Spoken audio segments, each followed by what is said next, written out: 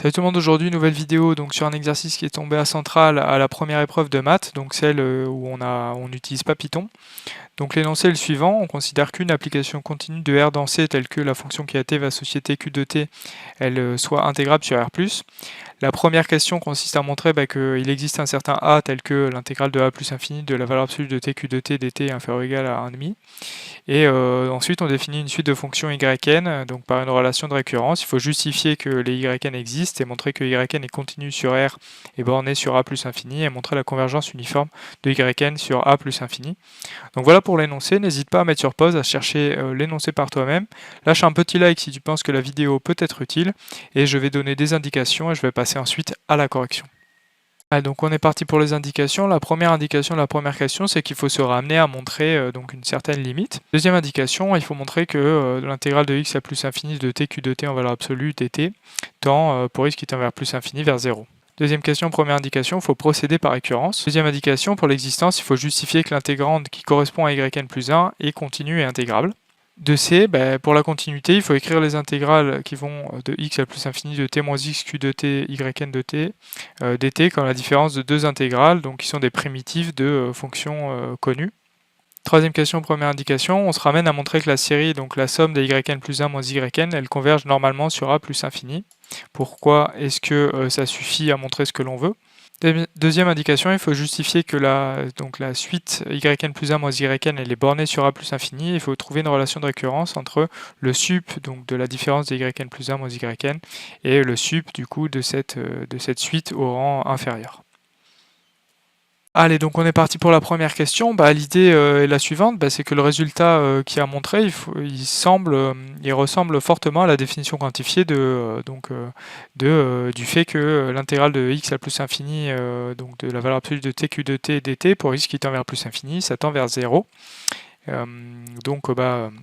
faut quand même justifier de la convergence de l'intégrale de x à plus infini de valeur absolue de tq de t dt. Par hypothèse, cette fonction-là est intégrable sur R+, donc l'intégrale elle converge. Par ailleurs, si on prend x d'un R+, l'intégrale de x à plus infini de tq de t dt, on la décompose par la relation de Chasles entre l'intégrale de 0 à plus infini de la valeur absolue de tq de t dt et la même chose, donc on soustrait l'intégrale de 0 à x de la même intégrande. Et ça, si on fait tendre x vers plus infini, évidemment ça va tendre vers 0. Donc en fait tout ça c'est juste pour justifier que l'intégrale de x à plus infini de ça, pour x qui tend vers plus infini, ça tend vers 0, ce qui n'est pas une énorme surprise. Mais bon, on le justifie bien comme ça.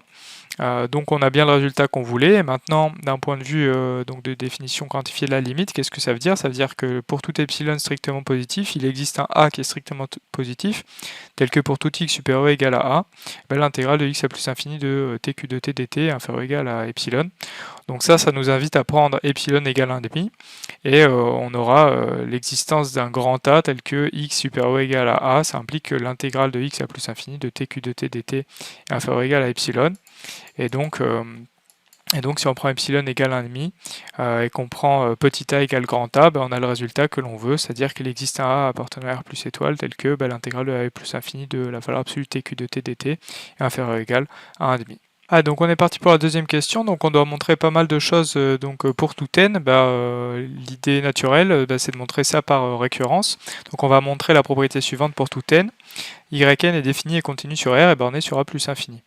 Donc initialisation, y0 c'est la fonction qui est identiquement égale à 1, donc y0 elle est définie, continue sur R et bornée sur A plus infini. Maintenant, hérédité, on fixe un certain n et on suppose que la propriété est vraie à ce rang n et on va montrer que la propriété est vraie au rang suivant. Pour l'existence, on prend x dans R et on vérifie que la fonction intégrante, c'est-à-dire la fonction à l'intérieur de l'intégrale, elle est continue sur x plus infini, c'est bien le cas par produit et somme de fonctions continues. Et maintenant, il faut justifier que l'intégrale elle converge. Pour ça, on va noter m une constante qui va borner yn au voisinage de plus infini, donc sur un intervalle a plus infini. Et donc, en valeur absolue, t moins x q de t yn de t, c'est inférieur ou égal à m fois valeur absolue de t moins x fois valeur absolue de q de t. Et au voisinage c'est équivalent pour t qui tend vers plus infini à m fois la valeur absolue tq de t. Or, la fonction qui à t va associer tq de t en valeur absolue, elle est intégrable sur R+, par hypothèse de l'énoncé. Donc c'est gagné. la fonction elle est intégrable sur R+, et comme la fonction elle est continue sur 0x, elle y est aussi intégrable, et donc on en déduit que yn plus 1 existe. Maintenant pour la continuité, on a des intégrales de 0 à plus infini, donc on va utiliser la relation de Schall pour faire apparaître des intégrales de 0 à x et de x à plus infini, et justifier de l'existence de fonctions C1 en invoquant des primitives naturelles des fonctions intégrandes. Donc pour ça on introduit les fonctions qui à t va associer t q de t, yn de t et q de t, yn de t. Ces fonctions elles sont continues sur R+. Donc les fonctions qui vont de 0 à x de f de t dt, et donc les intégrales de 0 à x de g de t dt, c'est des primitives naturelles de petit f et petit g. Elles sont donc dérivables sur R, et en particulier elles sont continues, et donc pour tout x dans R, par définition de yn plus 1, on a ces intégrales là. L'intégrale de x à plus infini, c'est l'intégrale de 0 à plus infini moins l'intégrale donc de 0 à x, donc ça fait apparaître f de x et g de x. Là, en fait, on remarque que on fait apparaître des constantes moins des fonctions de x qui sont continues. Donc yn plus 1 est continue sur R comme produit et somme de fonctions continues. Et donc il va nous falloir montrer le dernier point, le fait que yn plus 1 est borné. Par hypothèse de récurrence, on sait qu'il existe m dans R tel que pour tout t dans a plus infini, la valeur absolue de yn de t est inférieure ou égale à m. Donc maintenant on va prendre x supérieur ou égal à a, et on va vérifier qu'en valeur absolue, yn plus 1 de x est inférieur ou égal à une certaine constante indépendante de x. Donc pour ça, pas de surprise, on utilise une première fois l'inégalité triangulaire, ensuite on va avoir une intégrale avec des valeurs absolues. Encore une fois, on utilise l'inégalité triangulaire, on fait rentrer les valeurs absolues à l'intérieur de l'intégrale.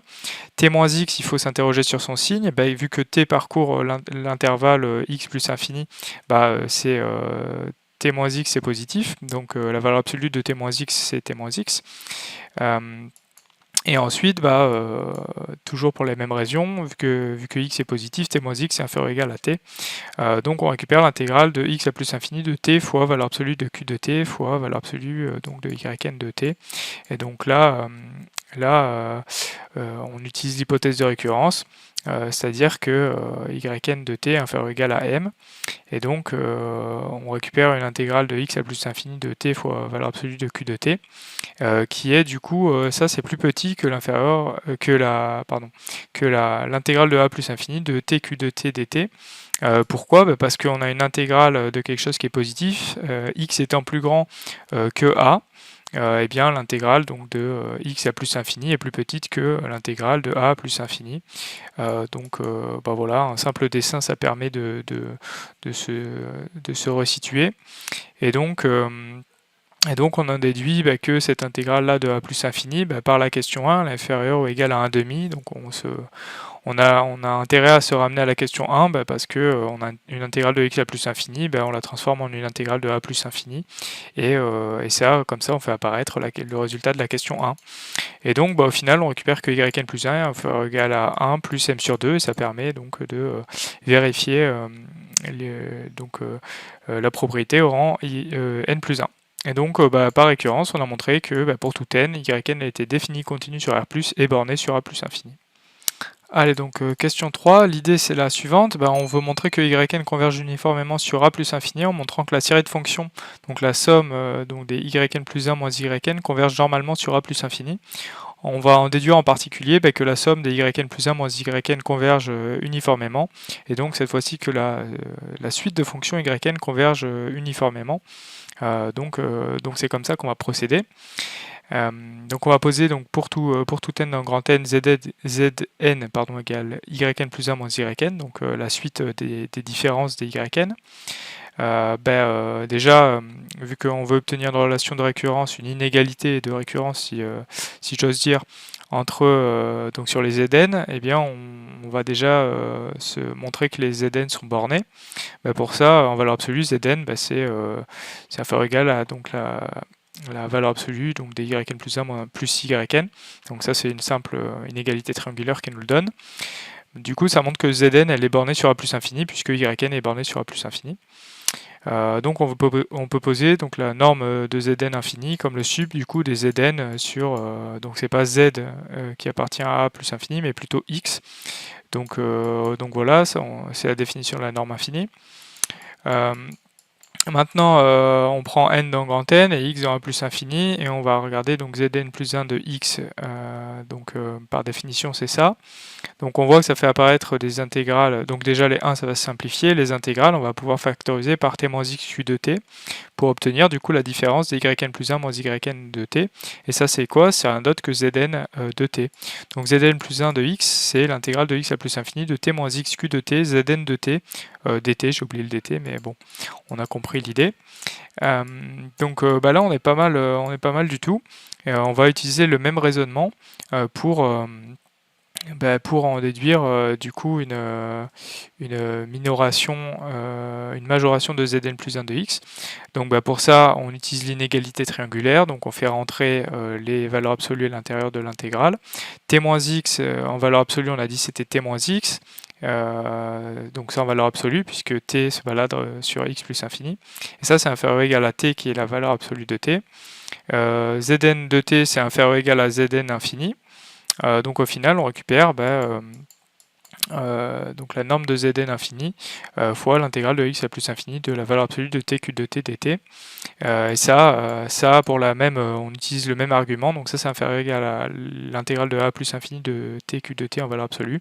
Et ça c'est inférieur ou égal à 1,5, question 1. Donc on a récupéré que Zn plus 1 de x est inférieur ou égal à Zn infini sur 2. Il nous suffit de passer au sup et on obtient donc la norme infinie de Zn plus 1 est inférieure ou égale à Zn, donc la norme infinie de Zn sur 2.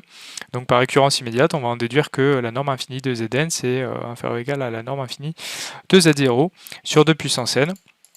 Et là c'est gagné pourquoi? Parce que le membre de droite il converge, enfin la série qui correspond au terme de droite elle converge, puisqu'effectivement c'est une série géométrique de raison 1,5, 1,5 est compris entre moins 1 et 1, donc là on en déduit par là que la série de termes général norme de Zn infini, elle converge, et ça signifie exactement que la somme des Zn converge uniformément sur A plus infini.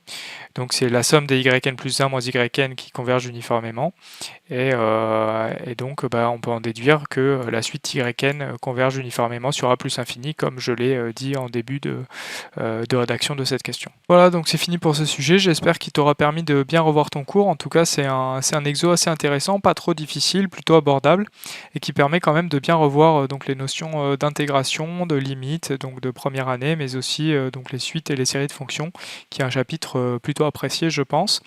En tout cas n'hésite pas à t'abonner, à liker, à mettre la cloche, il y a des nouvelles vidéos qui vont arriver donc pour cette dernière ligne droite avant les concours, et j'espère te retrouver sur ces prochaines vidéos.